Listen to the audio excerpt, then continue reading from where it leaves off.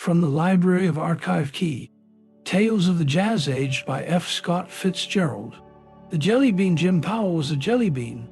Much as I desire to make him an appealing character, I feel that it would be unscrupulous to deceive you on that point. He was a bred in the bone, dyed in the wool, 99.75% jelly bean, and he grew lazily all during jelly bean season, which is every season, down in the land of the jelly beans well below the Mason-Dixon line. Now, if you call a Memphis man a jelly bean, he will quite possibly pull a long, sinewy rope from his hip pocket and hang you to a convenient telegraph pole. If you call a New Orleans man a jelly bean, he will probably grin and ask you who is taking your girl to the Mardi Gras ball. The particular jelly bean patch which produced the protagonist of this history lies somewhere between the two, a little city of 40,000 that has dozed sleepily for 40,000 years in southern Georgia, occasionally stirring in its slumbers and muttering something about a war that took place sometime, somewhere, and that everyone else has forgotten long ago. Jim was a jelly bean. I write that again because it has such a pleasant sound, rather like the beginning of a fairy story, as if Jim were nice. It somehow gives me a picture of him with a round, appetizing face and all sort of leaves and vegetables growing out of his cap. But Jim was long and thin and bent at the waist from stooping over pool tables, and he was what might have been known in the indiscriminating North as a corner loafer. Jelly bean is the name throughout the undissolved Confederacy for one who spends his life conjugating the verb to idle in the first person singular. I am idling. I have idled. I will idle. Jim was born in a white house on a green corner. It had 4 weather-beaten pillars in front and a great amount of lattice work in the rear that made a cheerful crisscross background for a flowery, sun-drenched lawn. Originally, the dwellers in the White House had owned the ground next door, and next door to that, and next door to that. But this had been so long ago that even Jim's father scarcely remembered it. He had, in fact, thought it a matter of so little moment that when he was dying from a pistol wound, got in a brawl, he neglected even to tell little Jim, who was 5 years old and miserably frightened. The White House became a boarding house run by a tight-lipped lady from Macon, whom Jim called Aunt Mamie and detested with all his soul. He became 15, went to high school, wore his hair in black snarls, and was afraid of girls.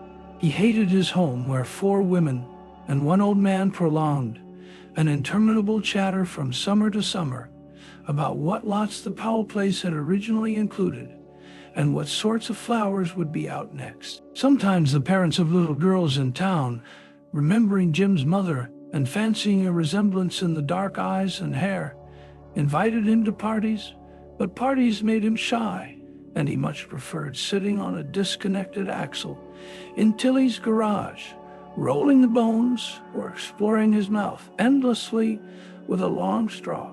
For pocket money, he picked up odd jobs, and it was due to this that he stopped going to parties. At his 3rd party, little Marjorie Haight had whispered indiscreetly and within hearing distance that he was a boy who brought the groceries sometimes. So instead of the 2-step and polka, Jim had learned to throw any number he desired on the dice and had listened to spicy tales of all the shootings that had occurred in the surrounding country during the past 50 years. He became 18. The war broke out and he enlisted as a gob and polished brass in the Charleston Navy Yard for a year. Then, by way of variety, he went north and polished brass in the Brooklyn Navy Yard for a year. When the war was over, he came home. He was 21. His trousers were too short and too tight. His buttoned shoes were long and narrow. His tie was an alarming conspiracy of purple and pink, marvelously scrolled, and over it were 2 blue eyes, faded like a piece of very good old cloth, long exposed to the sun. In the twilight of one April evening, when a soft gray had drifted down along the cotton fields and over the sultry town, he was a vague figure leaning against a board fence, whistling and gazing at the moon's rim above the lights of Jackson St. Tree. His mind was working persistently on a problem that had held his attention for an hour. The Jelly Bean had been invited to a party. Back in the days when all the boys had detested all the girls, Clark, Darrow, and Jim had sat side by side in school. But while Jim's social aspirations had died in the oily air of the garage, Clark had alternately fallen in and out of love, gone to college, taken to drink, given it up, and, in short, become one of the best beaux of the town. Nevertheless, Clark and Jim had retained a friendship that, though casual, was perfectly definite. That afternoon, Clark's ancient Ford had slowed up beside Jim, who was on the sidewalk, and, out of a clear sky, Clark invited him to a party at the country club. The impulse that made him do this was no stranger than the impulse which made Jim accept. The latter was probably an unconscious ennui, a half-frightened sense of adventure. And now Jim was soberly thinking it over. He began to sing, humming his long foot idly on a stone block in the sidewalk till it wobbled up and down in time to the low, throaty tune. "Own smile from home in Jelly Bean Town? Lives Jen, the Jelly Bean Queen. She loves her dice and treats 'em nice. No dice would treat her mean." He broke off and agitated the sidewalk to a bumpy gallop. "Dagon," he muttered, half aloud. They would all be there, the old crowd, the crowd to which, by right of the White House, sold long since. And the portrait of the officer in gray over the mantel, Jim should have belonged. But that crowd had grown up together into a tight little set as gradually as the girls' dresses had lengthened inch by inch, as definitely as the boys' trousers had dropped suddenly to their ankles. And to that society of first names and dead puppy loves, Jim was an outsider, a running mate of poor whites. Most of the men knew him condescendingly. He tipped his hat to 3 or 4 girls. That was all. When the dusk had thickened into a blue setting for the moon, he walked through the hot, pleasantly pungent town to Jackson's Saintry. The stores were closing, and the last shoppers were drifting homeward, as if borne on the dreamy revolution of a slow merry-go-round. A street fair farther down made a brilliant alley of varicolored booths and contributed a blend of music to the night, an oriental dance on a calliope, a melancholy bugle in front of a freak show, a cheerful rendition of Back Home in Tennessee on a hand organ. The Jelly Bean stopped in a store and bought a collar. Then he sauntered along towards Soda Sam's, where he found the usual 3 or 4 cars of a summer evening parked in front, and the little darkies running back and forth with sundaes and lemonades. "Hello, Jim." It was a voice at his elbow. Joe Ewing, sitting in an automobile with Marilyn Wade. Nancy Lamar and a strange man were in the back seat. The Jelly Bean tipped his hat quickly. "Hi, Ben," then, after an almost imperceptible pause, "how you all?" Passing, he ambled on toward the garage where he had a room upstairs.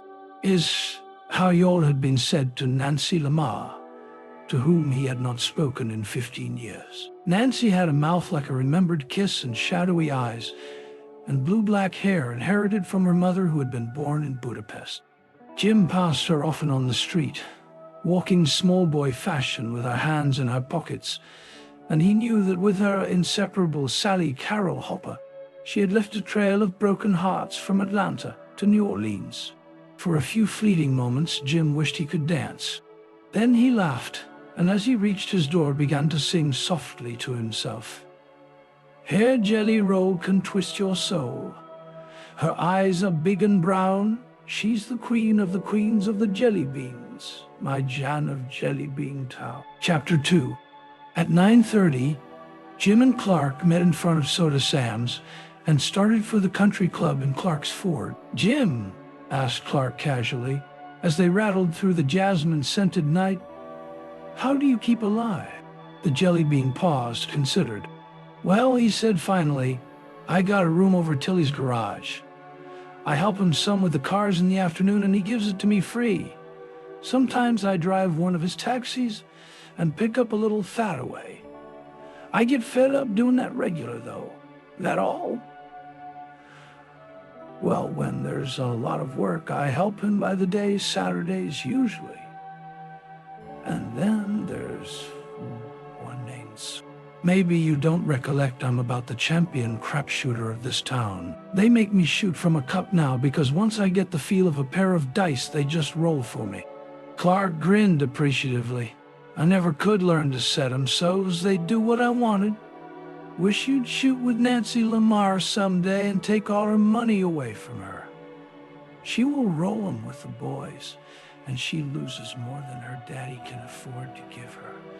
I happen to know she sold a good ring last month to pay a debt. The Jelly Bean was non-committal.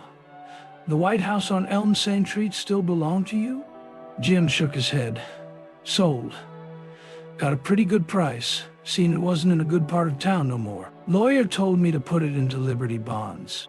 But Aunt Mamie got so she didn't have no sense, so it takes all the interest to keep her up at Great Farms Sanitarium. I got an old uncle upstate, and I reckon I can go up there if ever I get sure enough poor. Nice farm, but not enough niggers around to work it. He's asked me to come up and help him, but I don't guess I'd take much to it. Too doggone lonesome. He broke off suddenly. Clark, I want to tell you I'm much obliged to you for asking me out, but I'd be a lot happier if you'd just stop the car right here and let me walk back into town. Shucks, Clark grunted. Do you good to step out. You don't have to dance, just get out there on the floor and shake. Hold on, exclaimed Jim uneasily. Don't you go leading me up to any girls and leaving me there so I'll have to dance with them. Clark laughed, 'cause continued Jim desperately, without you swear you won't do that I'm a-going to get out right here and my good legs go and carry me back to Jackson Street. They agreed after some argument that Jim, unmolested by females, was to view the spectacle from a secluded settee in the corner where Clark would join him whenever he wasn't dancing. So 10 o'clock found the Jelly Bean with his legs crossed and his arms conservatively folded, trying to look casually at home and politely uninterested in the dancers. At heart, he was torn between overwhelming self-consciousness and an intense curiosity as to all that went on around him. He saw the girls emerge one by one from the dressing room, stretching and pluming themselves like bright birds, smiling over their powdered shoulders at the chaperones, casting a quick glance around to take in the room, and, simultaneously, the room's reaction to their entrance, and then again like birds alighting and nestling in the sober arms of their waiting escorts. Sally Carol Hopper, blonde and lazy-eyed, appeared clad in her favorite pink and blinking like an awakened rose. Marjorie Haight, Marilyn Wade, Harriet Carey, all the girls he had seen loitering down Jackson St. Street by noon now, curled and brilliant-tined and delicately tinted for the overhead lights, were miraculously strange Dresden figures of pink and blue and red and gold, fresh from the shop and not yet fully dry. He had been there half an hour, totally uncheered by Clark's jovial visits, which were each one accompanied by a "Hello, old boy. How you making out?" and a slap at his knee. A dozen males had spoken to him or stopped for a moment beside him, but he knew that they were each one surprised at finding him there and fancied that one or two were even slightly resentful. But at 10:30, his embarrassment suddenly left him, and a pull of breathless interest took him completely out of himself. Nancy Lamar had come out of the dressing room. She was dressed in yellow organdie, a costume of 100 cool corners, with 3 tiers of ruffles and a big bow in back, until she shed black and yellow around her, in a sort of phosphorescent luster. The Jelly Bean's eyes opened wide, and a lump arose in his throat, for she stood beside the door until her partner hurried up. Jim recognized him as the stranger who had been with her in Joe Ewing's car that afternoon. He saw her set her arms akimbo and say something in a low voice, and laugh. The man laughed too, and Jim experienced the quick pang of a weird new kind of pain. Some ray had passed between the pair, a shaft of beauty from that sun that had warmed him a moment since. The Jelly Bean felt suddenly like a weed in a shadow. A minute later, Clark approached him, bright-eyed and glowing. "Hi, old man," he cried with some lack of originality. "How you making out?" Jim replied that he was making out as well as could be expected. "You come along with me," commanded Clark. "I've got something that'll put an edge on the evening." Jim followed him awkwardly across the floor and up the stairs to the locker room, where Clark produced a flask of nameless yellow liquid. Good old corn. Ginger ale arrived on a tray. Such potent nectar as good old corn needed some disguise beyond seltzer. "Say, boy," exclaimed Clark breathlessly, "doesn't Nancy Lamar look beautiful?" Jim nodded. "Mighty beautiful," he agreed. "She's all dolled up to a fare-you-well tonight," continued Clark. "Notice that fellow she's with? Big fella? White pants?" "Yeah. Well, that's Ogden Merritt from Savannah. Old man Merritt makes the Merritt safety razors. This fella's crazy about her. Been chasing after her all year. She's a wild baby," continued Clark, "but I like her. So does everybody, but she sure does do crazy stunts. She usually gets out alive, but she's got scars all over her reputation from one thing or another she's done." "That so?" Jim passed over his glass. "That's good corn. Not so bad. Oh, she's a wild one. Shoot crap, say, boy. And she do like her highballs. Promised I'd give her one later on. She in love with this Merritt. Damned if I know. Seems like all the best girls around here marry fellas and go off somewhere." He poured himself one more drink and carefully corked the bottle. "Listen, Jim. I got to go dance, and I'd be much obliged if you just stick this corn right on your hip as long as you're not dancing. If a man notices I've had a drink, he'll come up and ask me, and before I know it, it's all gone and somebody else is having my good time." So Nancy Lamar was going to marry. This toast of a town was to become the private property of an individual in white trousers, and all because White Trousers' father had made a better razor than his neighbor. As they descended the stairs, Jim found the idea inexplicably depressing. For the first time in his life, he felt a vague and romantic yearning. A picture of her began to form in his imagination, Nancy walking boylike and debonair along the street, taking an orange as tithe from a worshipful fruit dealer, charging a dope on a mythical account at Soda Sam's, assembling a convoy of beaux, and then driving off in triumphal state for an afternoon of splashing and singing. The jelly bean walked out on the porch to a deserted corner, dark between the moon on the lawn and the single lighted door of the ballroom. There he found a chair and, lighting a cigarette, drifted into the thoughtless reverie that was his usual mood. Yet now was a reverie made sensuous by the night and by the hot smell of damp powder puffs, tucked in the fronts of low dresses and distilling 1,000 rich scents to float out through the open door. The music itself, blurred by a loud trombone, became hot and shadowy, a languorous overtone to the scraping of many shoes and slippers.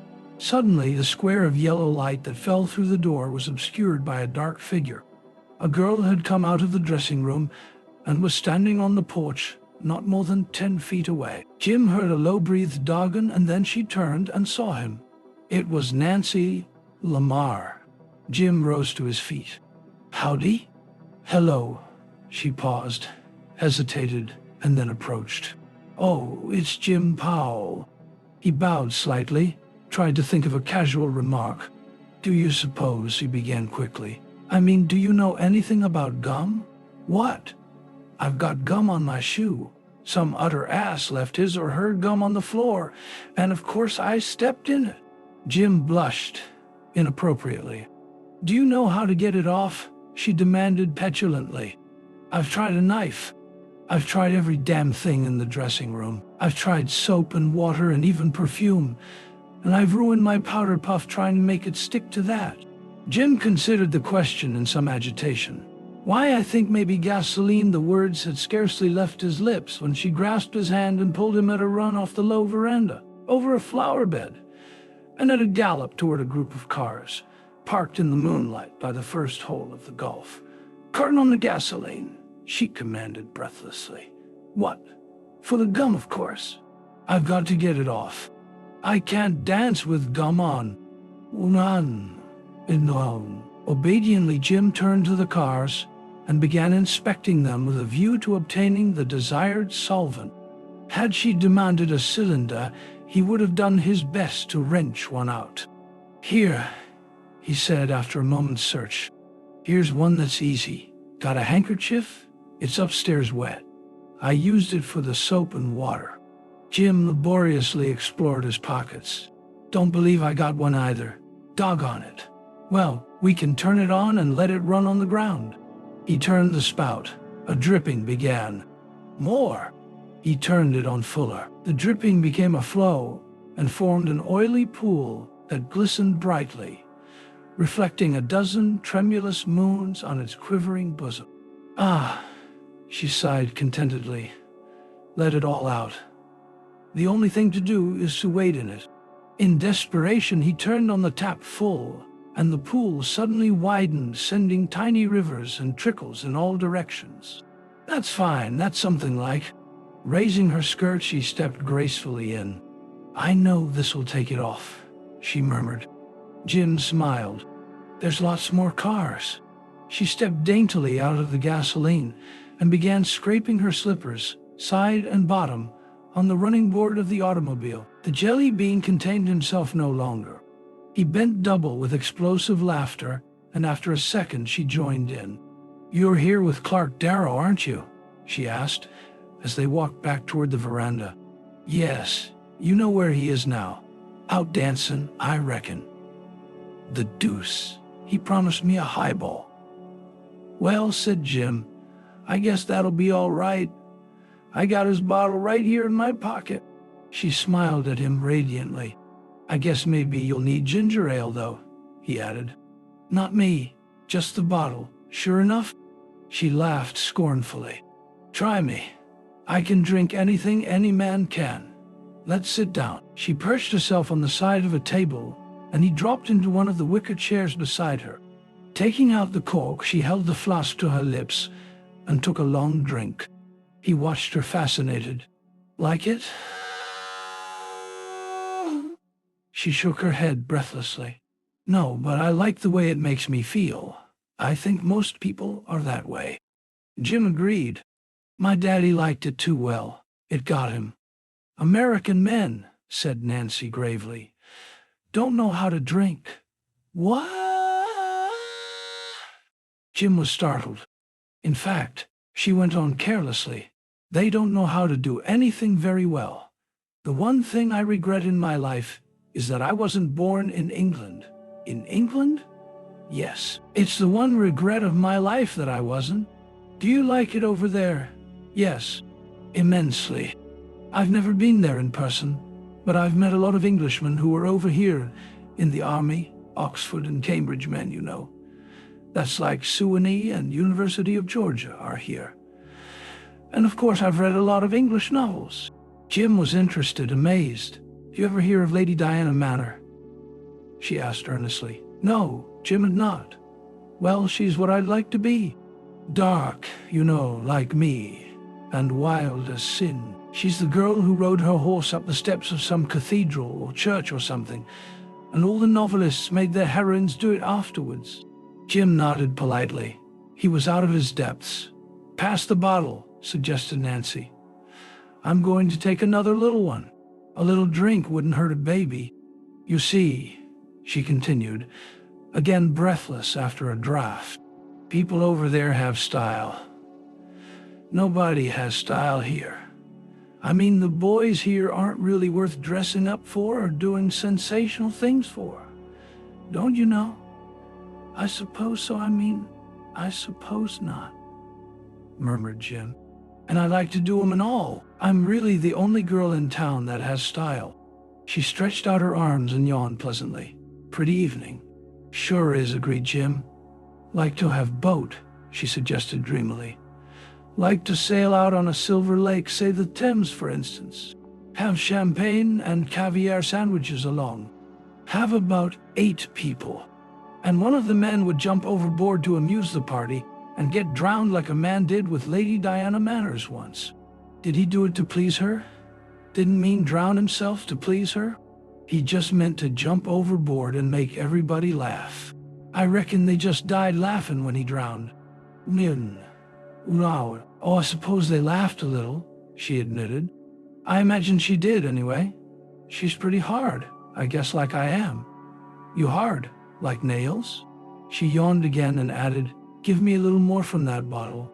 Jim hesitated, but she held out her hand defiantly. "Don't treat me like a girl," she warned him.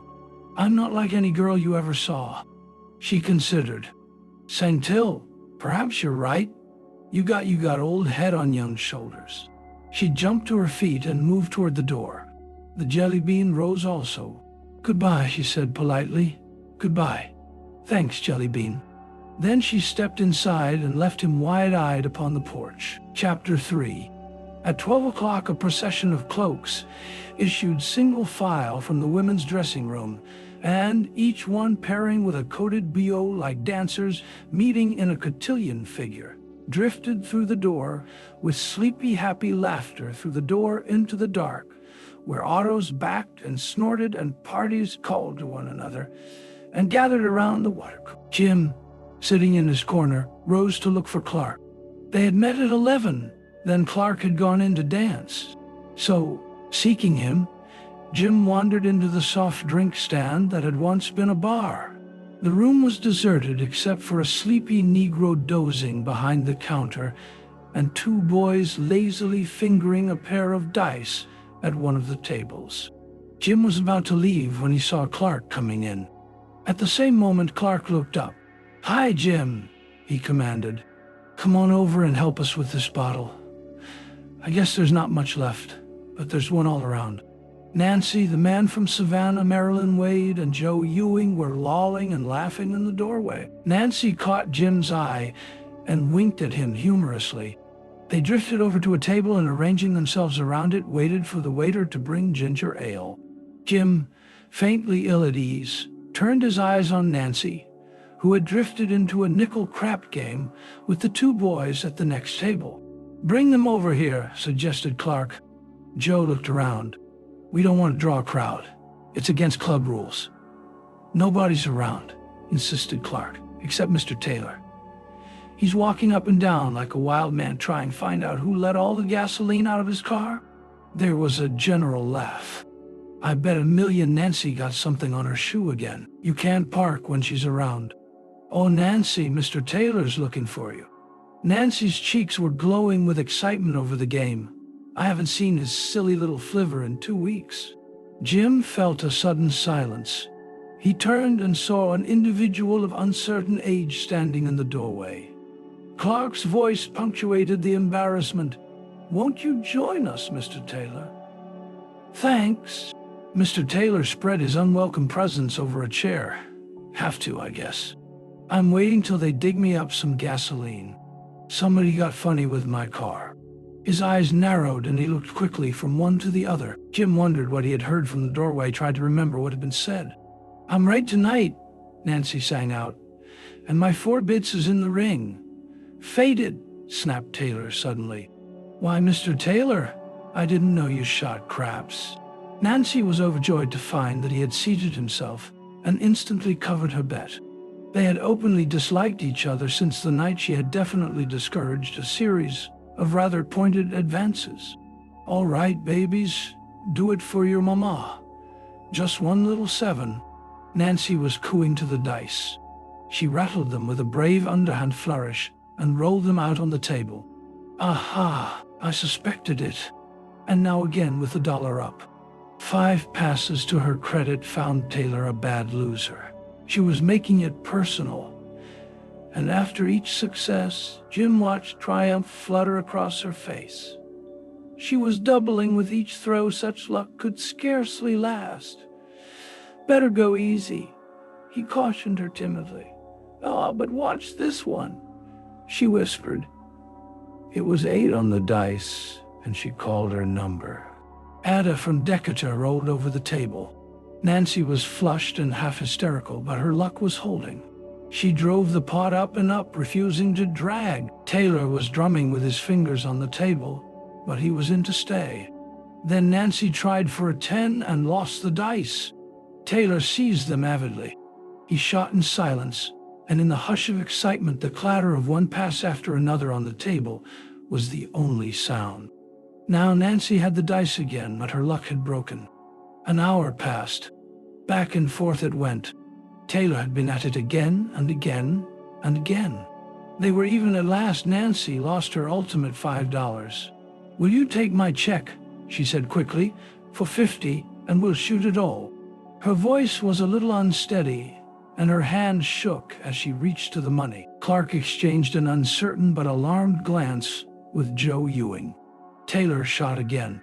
He had Nancy's check. "How about another?" she said wildly. "Jess as any bank'll do money everywhere, as a matter of fact." Jim understood the good old corn he had given her, the good old corn she had taken since. He wished he dared interfere. A girl of that age and position would hardly have 2 bank accounts. When the clock struck 2, he contained himself no longer. Can't you let me roll them for you?" he suggested, his low, lazy voice a little strained.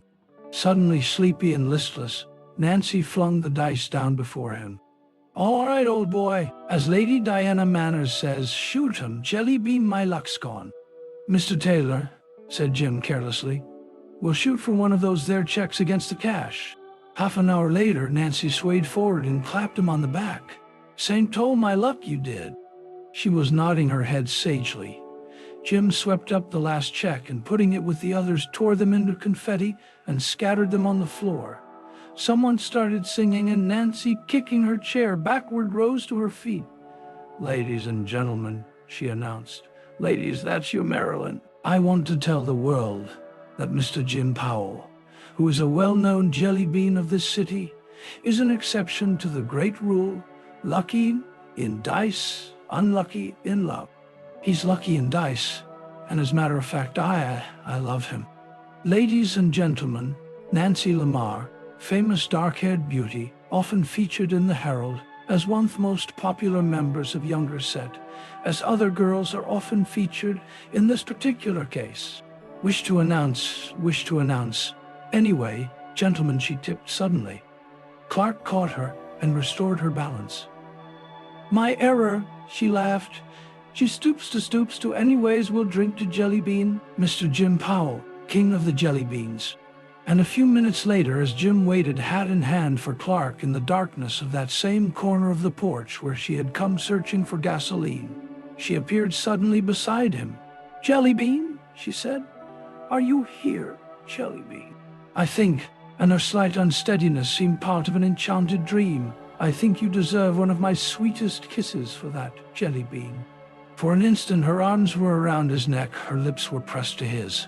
"I'm a wild part of the world, Jelly Bean, but you did me a good turn."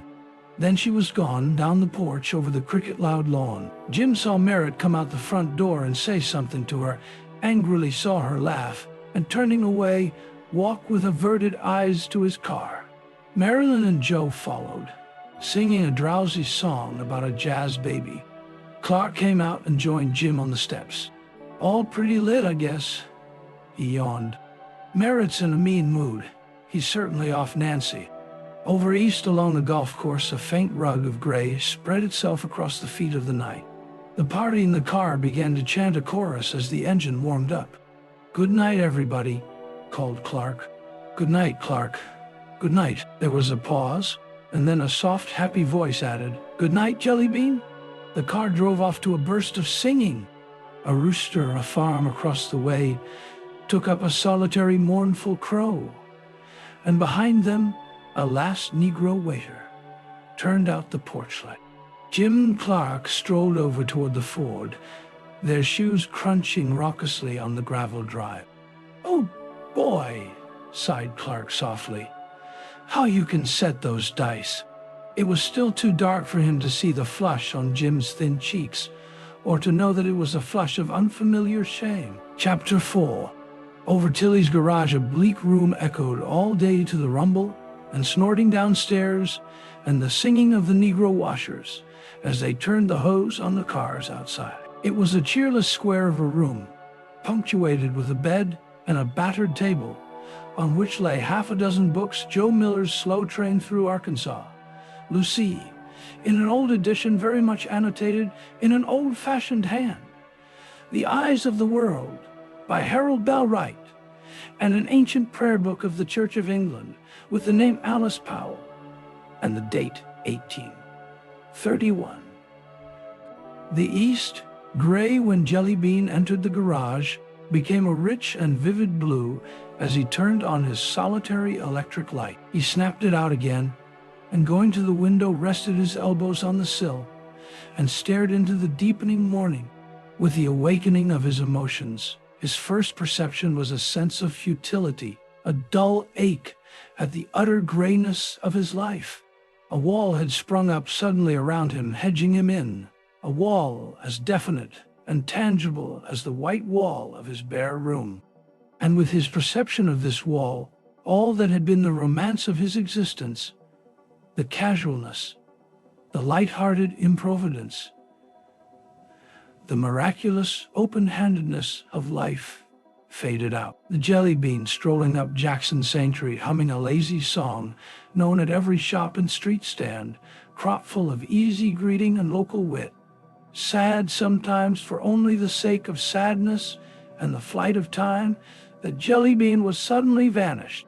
The very name was a reproach, a triviality. With a flood of insight, he knew that Merritt must despise him, that even Nancy's kiss in the dawn would have awakened not jealousy, but only a contempt for Nancy's so lowering herself. And on his part, the Jelly Bean had used for her a dingy subterfuge learned from the garage. He had been her moral laundry. The stains were his. As the gray became blue, brightened and filled the room, he crossed to his bed and threw himself down on it, gripping the edges fiercely. "I love her," he cried aloud. "God!" As he said this, something gave way within him like a lump melting in his throat. The air cleared and became radiant with dawn, and turning over on his face, he began to sob dully into the pillow. In the sunshine of 3 o'clock, Clark Darrow, chugging painfully along Jackson Saintry, was hailed by the Jelly Bean, who stood on the curb with his fingers in his vest pockets. "Hi," called Clark, bringing his Ford to an astonishing stop alongside. "Just get up." The Jelly Bean shook his head. "Never did go to bed. Felt sort of restless, so I took a long walk this morning out in the country. Just got into town this minute. Should think you would feel restless. I've been feeling that way all day. I'm thinking of leaving town," continued the Jelly Bean, absorbed by his own thoughts. "Been thinking of going up on the farm and taking a little that work off Uncle Dunn. Reckon I've been bumming too long." Clark was silent, and the Jelly Bean continued, "I reckon maybe after Aunt Mamie dies, I could sink that money of mine in the farm and make something out of it. All my people originally came from that part up there. Had a big place." Clark looked at him curiously. "That's funny," he said. This sort of affected me the same way." The Jelly Bean hesitated. "I don't know," he began slowly. "Something about that girl last night, talking about a lady named Diana Manners, an English lady, sorta got me thinking." He drew himself up and looked oddly at Clark. "I had a family once," he said defiantly. Clark nodded. "I know, and I'm the last of 'em," continued the Jelly Bean, his voice rising slightly. "And I ain't worth shucks. Name they call me by means jelly weak and wobbly like. People who weren't nothing when my folks was a lot turn up their noses when they passed me on the street." Again Clark was silent. "So I'm through. I'm going today. And when I come back to this town, it's going to be like a gentleman." Clark took out his handkerchief and wiped his damp brow. "Reckon you're not the only one it shook up," he admitted gloomily. "All this thing of girls going round like they do is going to stop right quick. Too bad, too, but everybody'll have to see it that way." "Do you mean," demanded Jim in surprise, "that all that's leaked out? How on earth could they keep it secret? It'll be announced in the papers tonight. Dr. Lamar's got to save his name somehow." Jim put his hands on the sides of the car and tightened his long fingers on the metal. Do you mean Taylor investigated those checks? It was Clark's turn to be surprised. Haven't you heard what happened? Jim's startled eyes were answer enough. Why? Announced Clark dramatically. Those four got another bottle of corn, got tight, and decided to shock the town so Nancy and that fella Merritt were married in Rockville at 7 o'clock this morning. A tiny indentation appeared in the metal under the jelly bean's fingers. Married? Sure enough. Nancy sobered up and rushed back into town, crying and frightened to death, claimed it had all been a mistake. First, Dr. Lamar went wild and was going to kill Merritt, but finally they got it patched up some way, and Nancy and Merritt went to Savannah on the 2:30 train. Jim closed his eyes and with an effort overcame a sudden sickness. It's too bad, said Clark philosophically. I don't mean the wedding, reckon that's all right, though I don't guess Nancy cared a darn about him.